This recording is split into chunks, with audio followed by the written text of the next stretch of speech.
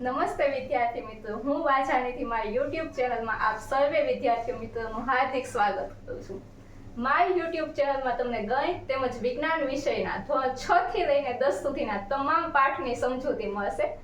તો તરત જ આ ચેનલને સબસ્ક્રાઇબ કરો અને તમારા બધા મિત્રો સાથે તેને શેર કરો. ત્યારબાદ ચલો હવે આપણે પાઠની શરૂઆત કરીએ. આજે આપણે ધોરણ 6 પાઠ 1 વિષય વિજ્ઞાન આહારના ઘટકો વિશેની વાત કરવી છે. તો સૌપ્રથમ આહારના ઘટકો, તો સૌપ્રથમ નામમાં જ આપણને ખબર પડે કે આહાર એટલે શું. સૌપ્રથમ તો આહાર એ કોને કહેવાય, તો તમને લોકોને ખબર હશે કે આપણે સામાન્ય ભાષામાં શબ્દ વાપરીએ છીએ ખોરાક, જેમ કે ભોજન. આ બધા શબ્દો આહારના પર્યાયવાચી શબ્દો છે. આહાર કોને કહેવાય? વિજ્ઞાનની ભાષામાં આપણે જે જમીએ છીએ, ખોરાક લઈએ છીએ કે ભોજન કહીએ છીએ, એને જ આપણે શું કહીએ છીએ? આહાર કહીએ છીએ. અને આ આહારની જરૂર શું હોય છે? તો કે દરેક સજીવો ખોરાક લેતા હોય છે, પણ આપણે બધા ખોરાક શા માટે લેતા હોઈએ છીએ એની ખાસ આપણે ચર્ચા કરવાની છે. આપણને ખબર છે થોડી ઘણી કે આપણે ખોરાક શેના માટે લેતા હોઈએ છીએ? તો કે શક્તિ મેળવવા માટે, ઉર્જા મેળવવા માટે ખોરાક લેતા હોઈએ છીએ.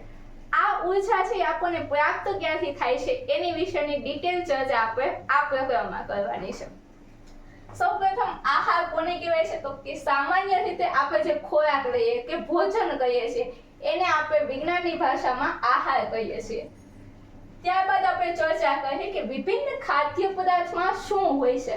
આપણને ખબર છે કે અલગ અલગ પ્રદેશો છે, જેમ કે પંજાબ બાજુ તમે જાશો, ઉત્તર ભારત બાજુ, તો ત્યાંના લોકો વધારે પડતું ખોરાકમાં શું લેતા હોય છે? તો કે પનીર લેતા હોય છે, દૂધની પ્રોડક્ટ બધી લેતા હોય છે. એવી જ રીતે તમે દક્ષિણ ભારત નીચેની બાજુ તમિલ ભાગના વિસ્તારોમાં જાશો તો ત્યાંના લોકો આહારમાં વધારે પડતી કઈ સામગ્રી લેતા હોય છે? તો કે ચોખાની બનેલી કે ડાંગરની બનેલી સામગ્રી વધારે પડતી લેતા હોય છે.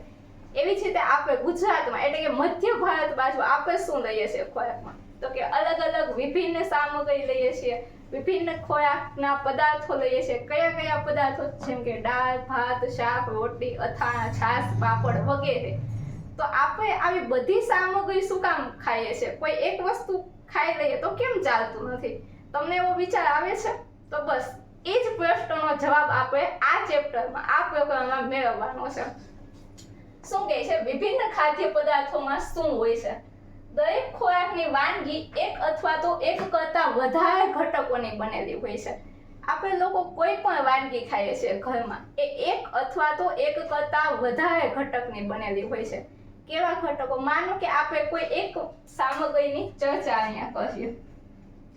આપણે ખોરાકમાં ખીર ખાઈએ છીએ. ખાઈએ છીએ કે નહીં વિદ્યાર્થી મિત્રો? તો કે હા, આપણે ખોરાકમાં ખીર ખાઈએ છીએ. તો આ ખીર છે એક સામગ્રીની બનેલી હશે કે એક કરતા વધારે ઘટકની બનેલી હશે? તો કે આપણો જવાબ હશે એક કરતા વધારે ઘટકોની બનેલી હશે. કેવા ઘટકો? જેમ કે ખીર બનાવવા માટે મારે જોશે દૂધ, જોશે ખાંડ અને જોશે ચોખા. તો કે આ સામગ્રી છે એ કેટલા પદાર્થની બની? તો કે એક કરતા વધારે પદાર્થોની બનેલી છે.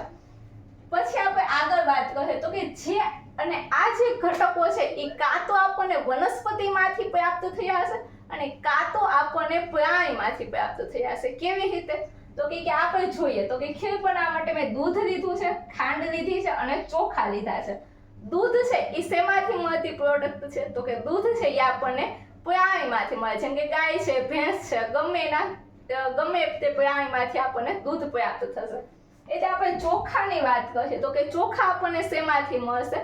તો કે એક પ્રકારની વનસ્પતિમાંથી મળશે. ચોખાના આપણે ખેતરોની વાત સાંભળી હોય કે ચોખાના ખેતરો હોય છે.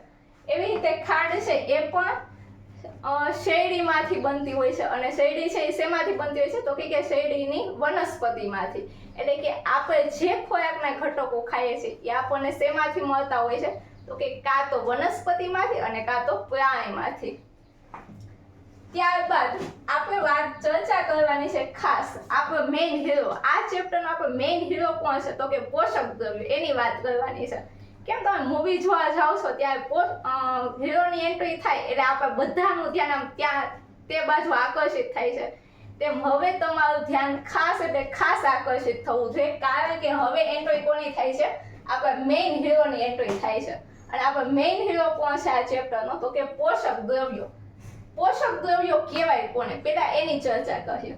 આપણે આટલા બધા ખોરાક લઈએ છીએ અને સૌપ્રથમ આપણે ચર્ચા કરી કે આ ખોરાક લઈએ છીએ એ શું કામ લઈએ છીએ તો કે એમાંથી આપણને શક્તિ મળે, ઉર્જા મળે. તો આ ઉર્જા આપણને આપે છે કોણ તો કે આ ઉર્જા આપણને આપે છે પોષક દ્રવ્યો. જોઈએ તેની વ્યાખ્યા. તમને આ વ્યાખ્યા 1 માર્કમાં પૂછાય અથવા તો 2 માર્કમાં તમને પ્રશ્ન પૂછાઈ શકે પોષક દ્રવ્યો કોને કહેવાય તેના નામ લખો. જોઈએ આહારમાં શરીર માટે અગત્યના કેટલાક આવશ્યક ઘટકો હોય છે જેને આપણે પોષક દ્રવ્યો કહીએ છીએ. આપણા ખોરાકમાં એવા ઘટકો જે આપણા માટે કેવા છે અગત્યના છે એને આપણે શું કહીએ છીએ પોષક દ્રવ્યો કહીએ છીએ. આપણા શરીરમાં પણ આપણે જે ખોરાક લઈએ છીએ એમાંથી અમુક આવા પોષક દ્રવ્યો અંદર જાતા હોય છે. કયા કયા પોષક દ્રવ્યો છે આપણા આહારમાં, આપણા ખોરાકમાં તો કે એક તો છે કાર્બોદિત, પછી છે પ્રોટીન, ચરબી, ખનિજ ક્ષાર અને વિટામિન. આ 5 પોષક દ્રવ્યો છે એ મુખ્ય અગત્યના પોષક દ્રવ્યો છે. જો તમને પ્રશ્ન પૂછે કે ખાસ કરીને અગત્યના પોષક દ્રવ્યો કેટલા છે જે આપણને શક્તિ, ખાસ શક્તિ આપે છે એવા તો કે કાર્બોદિત છે, પ્રોટીન છે, ચરબી છે, ખનિજ ક્ષાર છે અને વિટામિન છે. આ સિવાય પણ આપણા ખોરાકમાં પાચક રેશા અને પાણી પણ આવેલા હોય છે પણ જે આપણા શરીરને કોઈ ઉર્જા પ્રદાન નથી કરતા એના માટે આપણે એને અલગ રાખશું. જો તમને પ્રશ્ન એવો પૂછે કે મુખ્ય પોષક દ્રવ્યોના નામ આપો તો આપણે ફક્ત 5 જ પોષક દ્રવ્યોના નામ લખવાના છે. અને તમને MCQમાં પણ પ્રશ્ન પૂછાઈ શકે કે નીચેનામાંથી કયું આહારનો ઘટક નથી. 4 ઓપ્શન આપે કાર્બોદિત, પ્રોટીન, ચરબી અને પાચક રેશા. તો આપણો જવાબ શું આવશે પાચક રેશા. કારણ કે પાચક રેશા અને પાણી એ આપણને કોઈ પણ પ્રકારની ઉર્જા પ્રદાન કરતા નથી એટલે એને આપણે આહારના ઘટકોમાં સમાવેશ કરતા નથી. આને આપણે લખશું પણ કેવી રીતે તો કે એને આપણે અલગથી રાખવાના છે. 5 છે એ આપણા મુખ્ય પોષક ઘટકો છે, આહારના ઘટકો છે. તમને પ્રશ્ન ગમે તે રીતે પૂછાય, આહારના ઘટકો પૂછાય, પોષક દ્રવ્યો પૂછાય કે પોષક તત્વો પૂછાય, તમારે એક જ આ 5નું જ નામ લખવાનું છે.